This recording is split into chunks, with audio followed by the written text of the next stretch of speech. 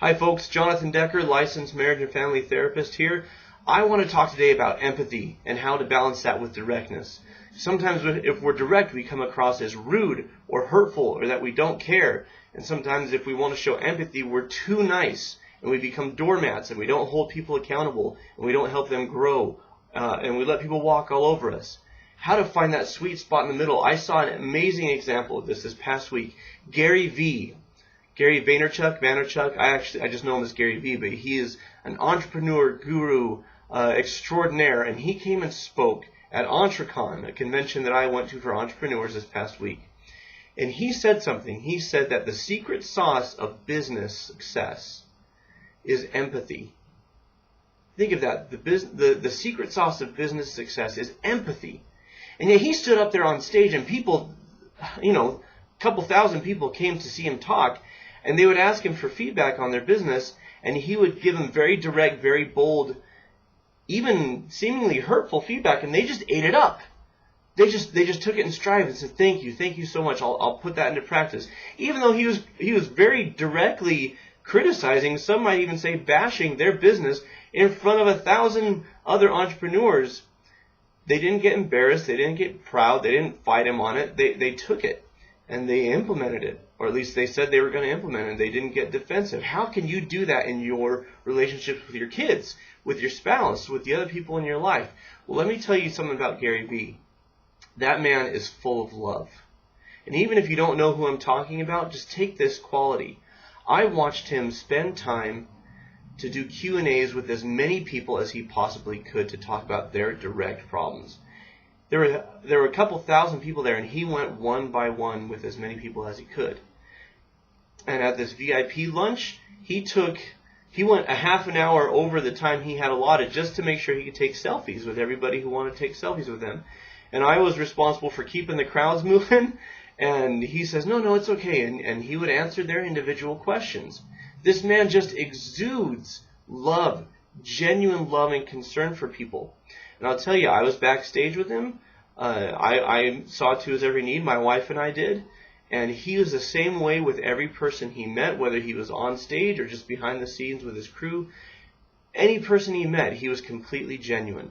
That type of love buys you credibility. And when people know you love them, they will take direct feedback from you. This thing that I see far too often with people who are direct is they're rude and they try to proclaim it as some sort of virtue. At least I'm honest. I'm just a straight shooter. I don't beat around the bush. I'm just telling you the truth. But those same people struggle greatly to be honest about the virtues and the strengths of the people they see around them.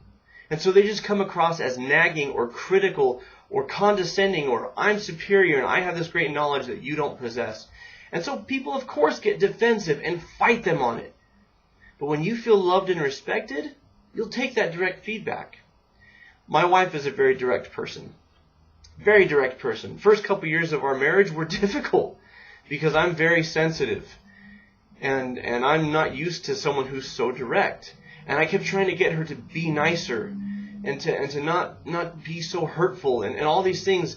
And turns out, I look at it about years later, she wasn't being cruel, she wasn't being mean, she wasn't being hurtful, and she kept saying, it's not my intent to hurt you. Does this sound familiar? Sound like any of your relationships? We realized that the key was not to get her to be less direct. She said, you know what I can do? Because she realized that I didn't feel respected. She says, what I can do is make sure you feel loved and respected because I do love you. I do respect you. When I give you direct feedback, I'm not trying to say you're a loser. I'm not trying to say you're a failure. I'm just giving you some direct feedback. It's how I operate. And so she started to really focus on giving me direct feedback as well on all the things that I do well. My wife today, is one of the greatest affirmers I have ever met.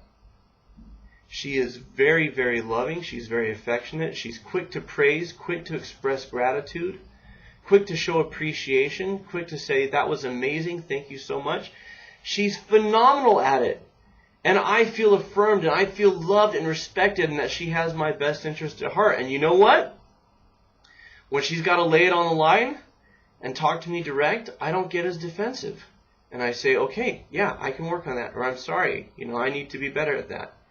It all comes from being as direct with your praise and affection as you are with your feedback or your criticism.